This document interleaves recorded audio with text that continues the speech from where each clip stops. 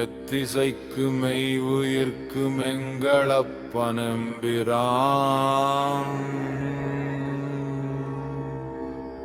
முத்தியான வித்துளே முளைந்தெழுந்த வச்சிடர் சித்தமுன் தெளிந்து வேத கோயிலுன் திறந்த பின்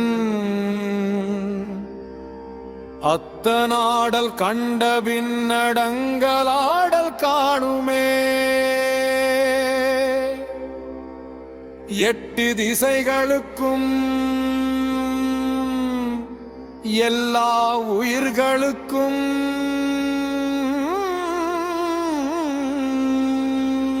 தந்தையாக இருப்பவன் எம்பிரானாகிய ஈசனே சகதியாகிய நம்முடம்பில் வித்தாகவும் உயிராகவும் அறிவாகவும் விளங்கும்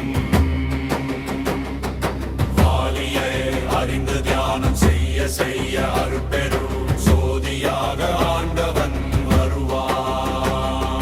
சித்தம் தெளிந்து அறிவை அறிந்து நான்கு வேதங்களும் கூறும் உள்ளமாகிய கோயிலின் வாசலை திறந்து ஈசனின்